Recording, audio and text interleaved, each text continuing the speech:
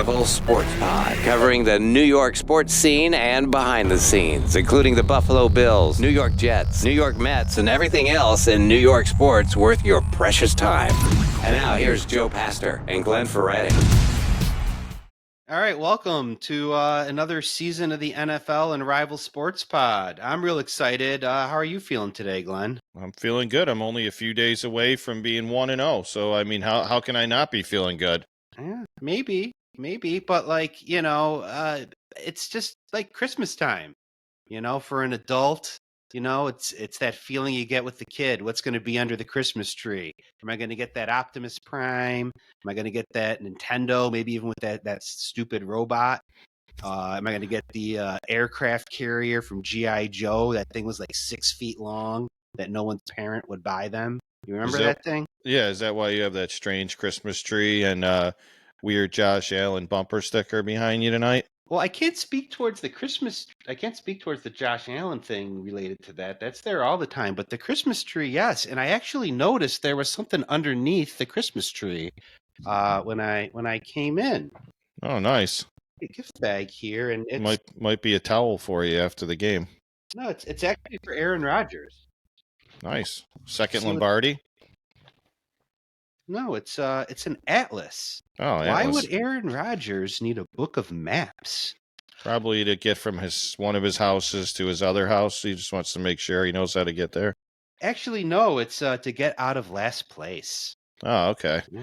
I think he'll have no problem doing that this year. Yeah, no, he probably won't. But and other teams shouldn't either. And actually, I was looking at some stats over the past 20 seasons. 18 teams have gone from last to first, which kind of speaks to the parity in the NFL. But at the same time, I kind of found that unbelievable that it happened that often. I would have guessed more in like 50, 60%. Not 90. Yeah, so last 20 years, it's like I think the biggest dynasty's probably been, the Patriots. It's a lot harder these days with free agency and salary caps and things like that to just be consistently good every single year. But I think both of us would agree if you're going to pick a bottom feeder in the AFC East this year, we're probably staring directly at Mac Jones and the New England Patriots this year. Yeah, I mean, even if they cheat all they want, it's probably not going to be enough to bridge the gap between even Miami. Dude, I love Belichick. He is so cocky to like cut all his quarterbacks when they're cutting down to the 53-man roster. Like, I mean, I know you think you have like the cheat code, but this guy really is messing around when he goes into the NFL season with one quarterback. Yeah, that was bizarre, almost like out of touch. It seems that he's becoming, Well, Bizarro World is the guy actually played well, that Bailey Zappi guy. Yeah. And then, even his quotes were like, yeah, he caught me like completely out of left field that I was going to be cut. So it's just like, I think that guy that we see in those interviews is truly like who he is.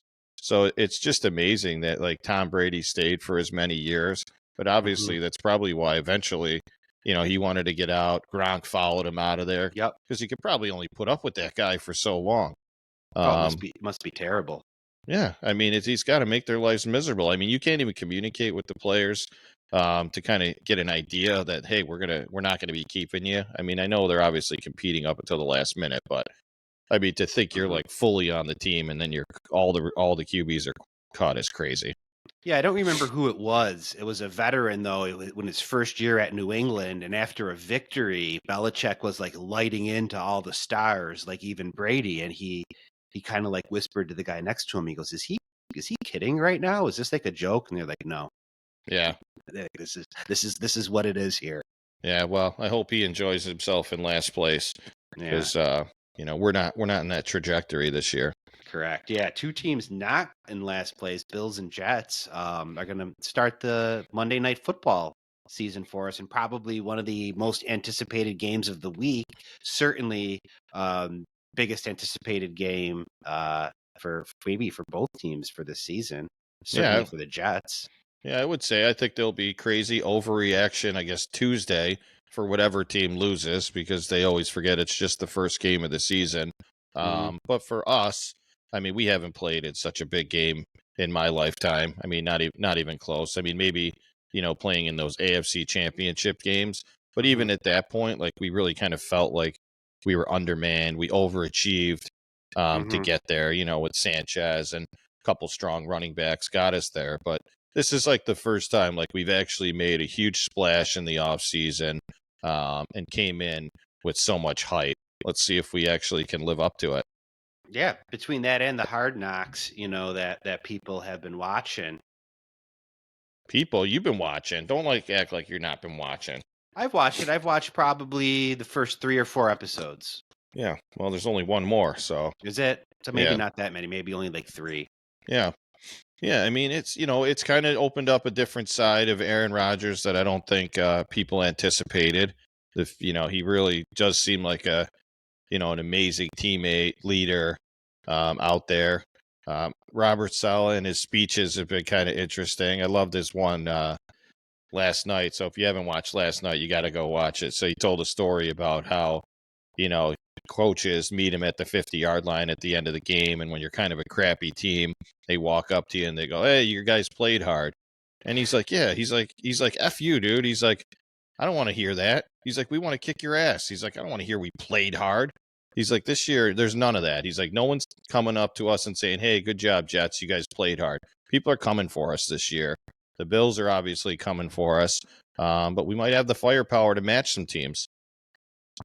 Yeah, I mean, that's something maybe you hear in high school. We certainly don't want to hear that in the NFL. Yeah, but it sounds like they do. They do. When you're a bottom feeder, people treat you like a bottom feeder. Mm-hmm. You guys know what that's like, right?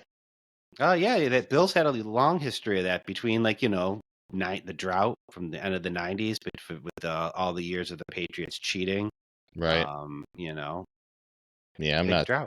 I'm not sure if the Patriots were playing fair that the Bills would have had much of a run those years. Kind of had a little bit of a roller coaster.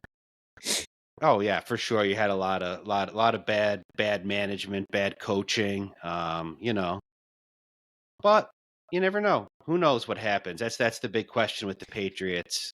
Always that I go back to is they probably won a few Super Bowls, but do they win as many? Do they win all of those without the cheating? Do they win Yeah. all those divisions without the cheating?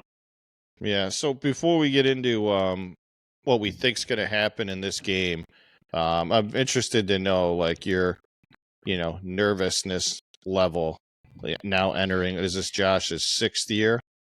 And still haven't gotten to the big one. Do you feel like this is like a make or break year for that again, or you're willing to kind of roll with the punches and see what happens even if they don't advance, or is it kind of Super Bowl or bust this year? I feel as long as you got a quarterback like Josh Allen and a decent supporting cast, that you got a chance, that you got a puncher's chance in there. Their best chance, and we've talked about this, was the 13-second year, right? They were playing so hot. I have no doubt they would have beat Cincinnati. They beat the crap out of the Rams in the first game the next season. That was a great shot for them. And it's not so much that I'm worried about their window being closed. It's just that it is so hard to go to the Super Bowl, particularly now in the AFC. That was such a good chance to do so. So it's not. I think that was a great opportunity, but you got to make your own opportunity. Oh yeah, I mean, if they don't win a Super Bowl, there's certainly going to be a 30 for 30 about those 13 seconds. I Mhm. mean, there's no doubt. Be what are the 5 falls of Buffalo? Yes. Yeah. So Yeah. And there could be anyway. I mean, that game may have been the best football game ever played. yeah, probably. I mean, I know I was pretty excited at the end of it. Like, how many times did you think that game was over and then the other team went down and scored? Yeah, no, I agree. I mean, it's just amazing how a game could actually end like that. I mean, I don't even know if you do that 100 times. Does it happen once? Does it happen twice? I mean, it's crazy. I know you guys probably don't want to relive this, and the focus is obviously on week 1. Yeah, and Bills Jets, but about reliving things, like we talked about Hard Knocks, the other great football show that was out there this off season was The Quarterbacks, on Netflix, and having to relive that Vikings game. Like at the time, I knew that was bad, but watching it again, that may have been the worst game I think that Josh has ever played, and it was just really tough, to watch that again between the fumbled snap in the end zone. and then the interception when they had the chance to score at the end. Oh yeah, yep. But yeah, that was rough to watch again. The funny thing about it was Kirk Cousins' wife. She was talking about like she's never seen anything like Buffalo. And you and I have been to a lot of Bills games over the years, so I'm like, oh man, what is she gonna say? But she said a lot of nice things about the fans, that how like we never sit down, which I guess is unique. Well, I gotta imagine she's in a pretty cushy luxury box, so she's probably not seeing the people jumping through tables and that crowd at Buffalo. Yeah. Could you imagine if she was behind like me or maybe some of our other friends, like when we were in our 20s? Oh my God! No. I want to go this year and take my son to the game, but I'm afraid. I mean, I remember when he was 7 years old, the Jets got pummeled. I think it was actually Geno Smith. Was the quarterback, and of course, how he's like an all-pro that he's not on the Jets. But we were leaving at like the end of the third quarter because it was just over. 7 years old, he was bawling his eyes out, like first game he'd ever been to, and then this guy like grabbed him on the way up on the way up the tunnel, and he was like, "Oh, it's gonna be all right." I was like, "Dude, the kid's 7 years old. Like, don't touch like a random kid walking up the tunnel." I'm like, these Bills fans, like, there's no limits with them. Yeah, you can't. But at least they were being nice. And I do think the atmosphere at the Bills game has calmed down a lot in the past 20 years. Maybe it's just part of that as I've grown and matured and calmed down myself. Right. But I do feel that like people are a little more tame than they used to be. The NFL has cracked down like on a lot of like the nonsense. Yeah, I haven't gone in a few years just because I can't put up with it anymore. And obviously, we're watching most of the Jets games at home. It just seems like the last few years, actually, the games have been like super late in the season, and it's like freezing cold up there as well. So this is kind of an earlier game, the second time they play. So I think that's why we're considering going again. Yeah. Definitely a good outing. Yeah. What else about that game? Like, what do you what do you think are the keys to win for the Jets? Or maybe a more interesting question for you what's a scenario where you think the Jets lose? Yeah, what needs to happen for the Bills to win? Yeah, I think the Jets lose if the 4 weeks of training camp and their last couple weeks haven't been enough to get the team's offense flowing. Like, they haven't played together a really long time. It seems like they have pretty good chemistry. Obviously you're watching Hard Knocks, so they're showing the best plays. Preseason they did have one nice drive with Garrett Wilson. I think it's pretty obvious that Aaron Rodgers is going to just pretty much target him in every opportunity that he's potentially open. So that connection will be huge. And then we got to kind of see. I mean, they have Alan Lazard, they got Randall Cobb, McCole Hardman. Like, are these guys going to step up as kind of that second receiver? Probably similar to the Bills. I know they got Dr. Jekyll and Mr. Hyde over there playing the second receiver. But the Jets don't really know. Like, is Alan Lazard going to be from a formidable, number 2? I mean, that's really what we're going to find out pretty soon. Yeah, for sure. That would be an interesting thing to cut up and just have a little clip of you talking about how the Jets might lose with like no context. Yeah, I'm sure. Yeah, people love that one. Yeah, post it on all like the Jets fans groups. Yeah, I'll have to add the rest of the clips for that one. Yeah, for sure. But yeah, the receiving situation is an interesting thing because I think it's very similar for both teams. Both teams got their star. Wilson is going to make his plays. Diggs is going to make their plays. But who's going to be like these secondary guys? You brought up Gabe Davis. The Bills brought in a lot of other nice little options, not necessarily a big star, bringing in Deontay Hardy in like the slot, trying to get a little fast guy there and the ball in space. Bringing in Sherfield, and then also drafting Kincaid, which we assume is going to be more of a slot receiver than a tight end. Which one of those guys is going to be make a big impact, or does Josh just spread the ball around? And it gets back to like, I don't know what it was, maybe a second year where I think they set the record for most different players with at least one catch on the team, and become a team that really spreads that ball around like they did in Dable's early years. Yeah, I mean, their offenses are actually pretty similar. Obviously, you got, the fountain of youth on your side at quarterback, but, Aaron Rodgers is still getting it done. the last couple years. So there's really nothing that would make you think, hey, he's done or he's going to be falling off a little bit. But at the end of the day, he's 40 years old. Like, right, anything could happen. That's possible. But I think the big thing that when we're talking just offense now is obviously, the Jets, running game is substantially better than the Bills' running game. I mean, you got Dalvin Cook and Breece Hall running the ball. And the Bills, we'll see. I know you guys are pretty high on James Cook, but you got James Cook as the leading back. That's a huge question mark. I mean, you got Gardner and GJ Reed guarding these receivers. Like, you might need to run the ball a little bit. Maybe, you definitely want to run the ball situationally. And again, it's one thing to say you look good at camp. Everyone loves how Cooks looked in camp, but they bring in Harris, they bring in some other players for some short yardage situations and maybe to eat up some carries as well. You never know. What the team's going to do.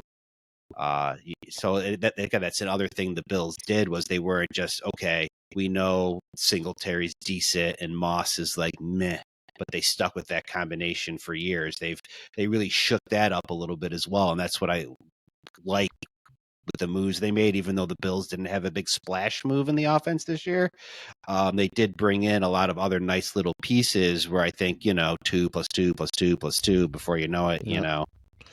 Yeah, but I mean, they obviously they rely on Allen to run the ball the majority of the time as well.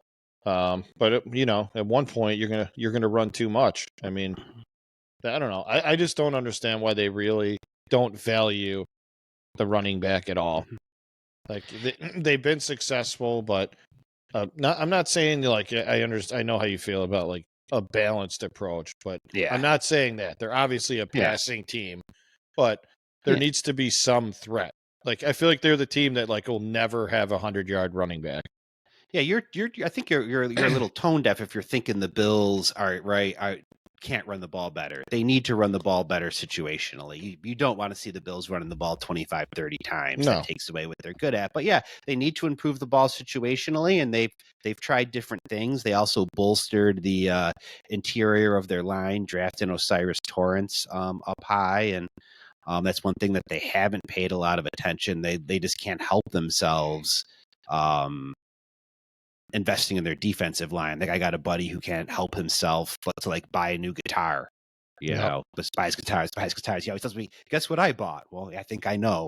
The Bills can't help themselves but to invest in defensive linemen, which I'm not saying that's not important. I'm just happy to see that they invested in supporting Josh in the offense this year. Yeah, see, that's another like polar opposite like strength for the Bills and Jets. Defensive line being a huge strength of the Jets. And corners, obviously I think both teams have star corners. So that'll be interesting to see how they can match up against these star receivers. I mean, these teams are pretty loaded at the skill positions. But the Jets, we're still rolling with CJ Mosley, linebacker, getting up there in age. Quincy Williams coming off a new deal. Excuse me. And then we got to see if those guys can fill in. But we were, top 5 defense, but playing Buffalo is different than playing other teams. People were talking about drafting the Jets in fantasy. I'm like, it's not really a great pick the first week. Like, you don't want to play a defense against Buffalo ever. Yeah, I mean their first 4 weeks, because I looked at them, they got Dallas and they got the Chiefs. So you got three high-powered offenses. Your first 4 games. Yeah. Yeah, and I know you mentioned this, I think, last week, too, how, the Bills' question mark is obviously replacing Tremaine Edmonds. And, everyone always looks at, like, when you lose a top player, is that it's an instant hole for your team. Where, kind of the Jets, like, they lost players. They drafted Sauce Gardner. They drafted Jermaine Johnson. They drafted, Quinnen Williams. Like, these guys become stars, so I think the Bills, they're going to have to figure out, like, who are these guys that they're bringing in and putting in these key positions? Like, are they going to be able to step up? Or is it going to be a position of need moving forward? Yeah, which is a little head scratcher, at least for me with the Bills, was last year they drafted Kyer Elam out of Florida at the end of the first round. Very athletic guy, much like a risk taker, like Diggs' brother down in Dallas. Definitely the best athlete at that number 2 corner. But Yeah. they seem to like Dane Jackson better, who's more of just like the decent, solid, safe guy, which I get it. But at the same time, I'm like, if both players are close, wouldn't you want to go with the elite athlete that could do some other things, especially when you got to pay some high powered, receivers and stuff? And wouldn't you want to see what you have at that first round pick?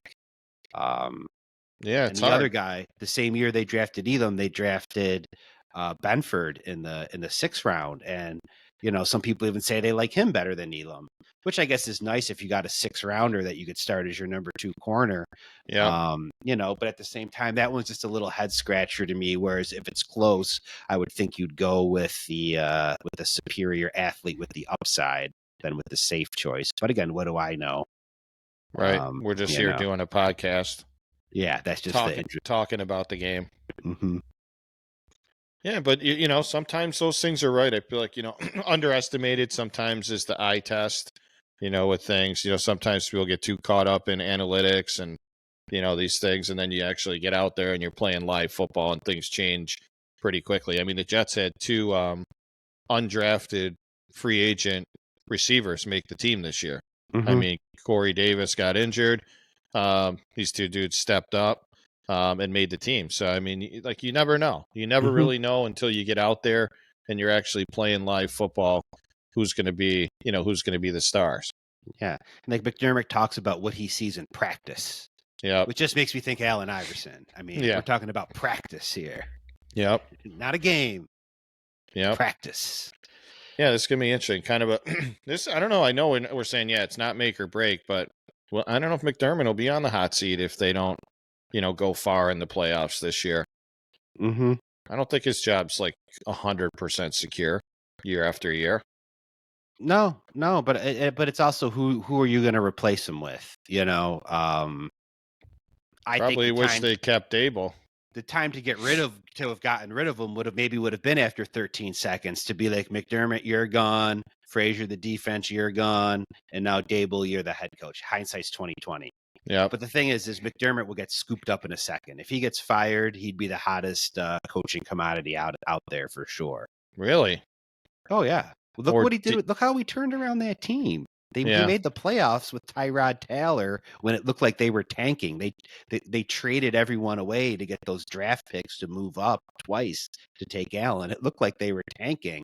Anquan Bolden retired because he didn't want to play on that team. Right. That's a gamer right there. That's how bad it looked going into that season. So, I mean, when you look at the transformation, we talked about how bad the Bills have been. I mean, you can't deny that. From McDermott, as critical as some Bills fans, maybe I can be of at times, you can't deny the change that he made to that football team. Yeah, no, I just think there's not a lot of guys that make it 7, 8, 9 years without, at least playing at a Super Bowl, if not winning. There's been more successful head coaches that have gotten fired. Yeah. So obviously they've been successful the last few years, with a generational quarterback. Where that's where, it's tough. It's like, man, is it maybe this guy to get him over the hump? Mm-hmm. Is he Marvin Lewis, or is he like an Andy Reid where he just needs a little bit of time? Right. Yeah, it's hard to tell. Who knows? Maybe we could get Ken Dorsey throwing some clipboards on Monday night. Yeah. And that's another thing too. He's got another season under his belt. Again, Bills fans have probably been much more critical of him than McDermott. Right. So 2nd year, let's see what he's got. Yeah, I'm surprised you haven't said anything about Nathaniel Hackett taking over the offense for the Jets. Is he really taking it over, or is that Aaron Rodgers' offense? Yeah, it's Aaron Rodgers' offense, but he's definitely going to have some input on the game, I would imagine. Yeah, I mean, you would think.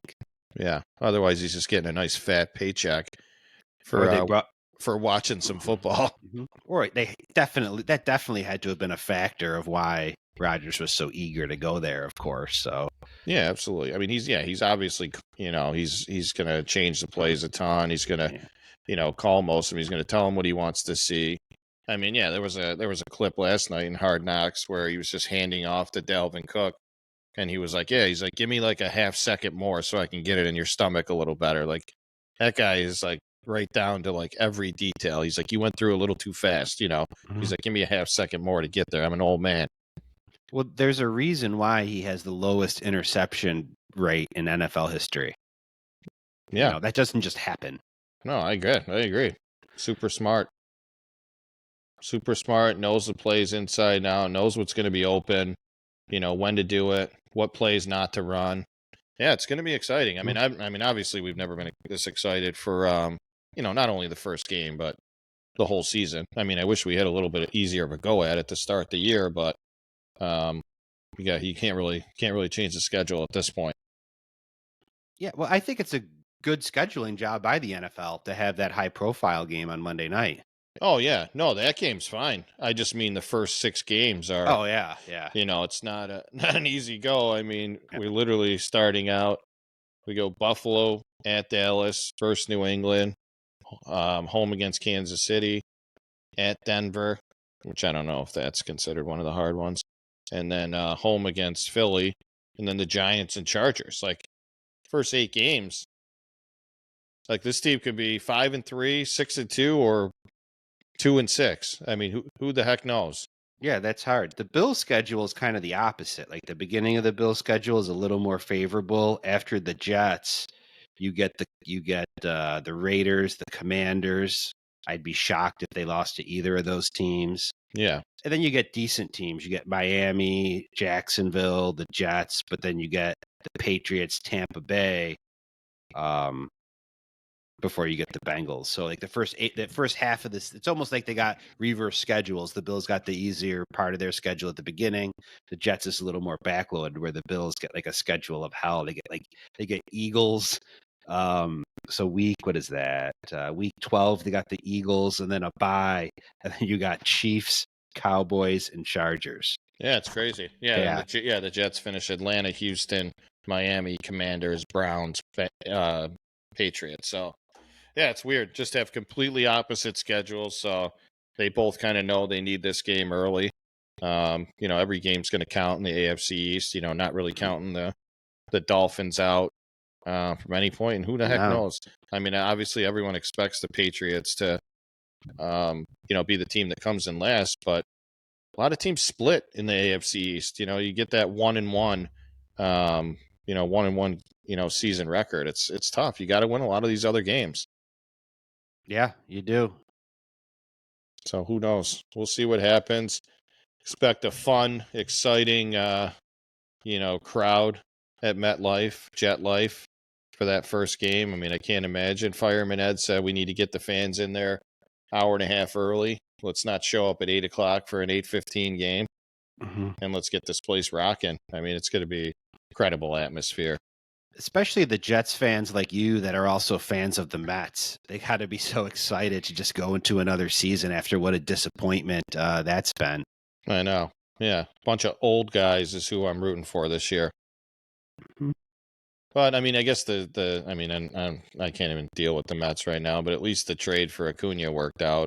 The Rangers got eliminated from the playoffs, I think today. So we got Acuna for nothing. They got Scherzer. Yeah. Good for them. We weren't making the playoffs anyway. Well, yeah. So I know we gave our prediction last week. I don't know what we're doing for the game. I'll be here, obviously. I don't know what you guys plan on doing. That's a tough call because at the end of last year, I watched. I went by myself to watch the game somewhere. I usually watch it.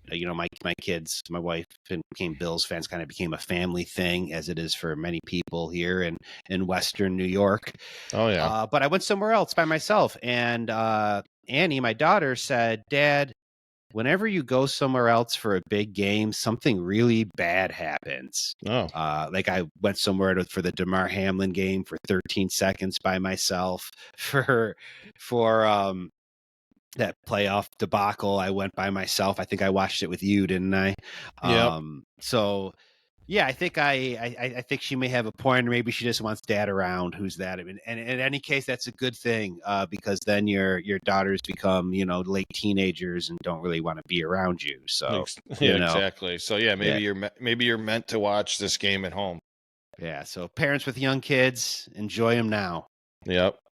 And don't make them Bills fans, or you'll have a lifelong misery and never win a Super Bowl. Or it could be the same with the Jets fans. It's possible. Yeah. We have a much shorter window when you go out and get a 40-year-old quarterback. That's true. We don't have the luxury of 6 years. But we'll see what happens. I'm excited. I can't wait. Yeah. It really is like Christmas. Like it's like right around the corner, knocking on the door. Yep. Nothing And better. it's almost like with the heat we've had here in Western New York, and throughout the state for that matter, it almost doesn't feel like it's football season coming up. It feels like it's the dead of summer, even though it's back to school, Oh, yeah. Nothing like a couple extra pool days, though, for me. Mm-hmm. Yeah, no, it doesn't feel like back to school. But, Rochester, don't worry. It'll change quickly, and we'll say it feels like fall or winter. We'll probably skip fall. Be one of those years where we just go straight from summer to winter. Yeah. So, well, that's good. Well, week 1, let's see what happens. Good luck to your guys. Yeah, same to you. And let's get back and talk about this next time. Let's do it. All right. See you later, buddy. Thank you for listening to Rival Sports Pod. Please make sure to like and subscribe on YouTube or wherever you listen to your podcast. You can also email us at rivalsportspod@gmail.com with any topics, ideas, or questions.